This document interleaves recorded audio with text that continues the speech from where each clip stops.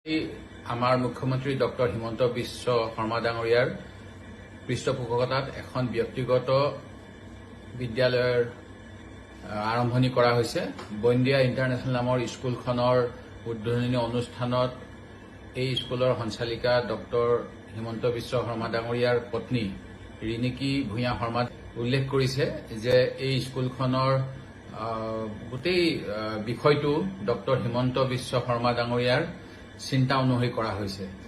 অসমৰ মুখ্যমন্ত্ৰী মহোদয়ে যি সময়ত তেখেতে নিজে উল্লেখ কৰিছে যে অসমৰ চৰকাৰী খণ্ডৰ শিক্ষানুষ্ঠানসমূহ আগন্তুক সময়ত বন্ধ হৈ যাব, তেনে সময়ত সেই চৰকাৰী খণ্ডৰ শিক্ষানুষ্ঠানসমূহৰ উন্নতিৰ কল্পে যেনেধৰণেৰে তেখেতসকলে চৰকাৰীভাৱে পৃষ্ঠপোষকতা কৰিব লাগে সেইখিনি নকৰাকৈ এখন ব্যক্তিগত বিদ্যালয়ৰ বাবে তেখেতসকলে যেনেধৰণেৰে আগবাঢ়িছে ই অতি দুৰ্ভাগ্যজনক আৰু অসমবাসীৰ প্ৰতি ই চৰম প্ৰবঞ্চনা নিজৰ লাভালাভৰ বাবে, যিটো প্ৰকৃততে সংবিধানৰ নামত শপত লোৱাৰ পিছত মুখ্যমন্ত্ৰী মহোদয়ে কৰিব নালাগিছিল। ই অতি দুৰ্ভাগ্যজনক।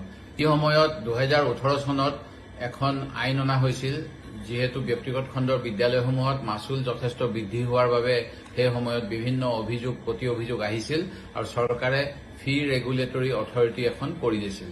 ইয়াৰ অনুসৰি মেক্সিমাম হায়াৰ ছেকেণ্ডেৰী পঢ়িব লগা হলে 37,000 টকা এবছৰত বাৰ্ষিক ফিজ হ'ব লাগে। কিন্তু এতিয়া দেখা গৈছে এই ব্যক্তিগত বন্দিয়া ইণ্টাৰনেশ্যনেল স্কুলখনৰ ক্লাছ 11 আপ টু ক্লাছ 3 বাৰ্ষিক 2,06,000 টকা মাচুল, অৰ্থাৎ কোৱাৰ্টাৰলি প্ৰায় 34,000 টকা মানকৈ মাচুল হৈছে আৰু ক্লাছ সপ্তম শ্ৰেণীলৈকে পঢ়িলে 2,12,000 টকা বাৰ্ষিক মাচুল।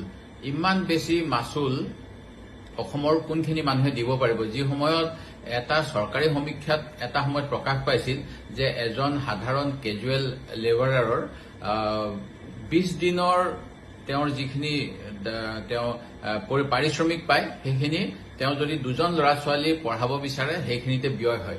তেনে সময়ত যি সময়ত আমাৰ দেশত যোৱা সময়ছোৱাত লাখ লাখ পৰিয়াল BPL লৈ নামি আহিব লগা হ'ল, মধ্যবিত্তৰ পৰা BPL লৈ আহিব লগা হ'ল, যি সময়ত প্ৰায় 45 লাখ চাকৰি যোৱা বছৰটোত ছাঁটাই হৈছে আৰু যি সময়ত প্ৰায় 1 কোটিতকৈ অধিক চৰকাৰী চাকৰি বা যিকোনো চাকৰি যোৱা 3 বছৰমানত নাইকিয়া হৈছে, তেনে সময়ত এই স্কুলখনে কাৰ স্বাৰ্থ পূৰণ কৰিব আৰু এনেকুৱা স্কুল অসমত মুখ্যমন্ত্ৰীৰ পৃষ্ঠপোষকতাত কিমান প্ৰয়োজন আছিল এইখিনি চিন্তনীয়।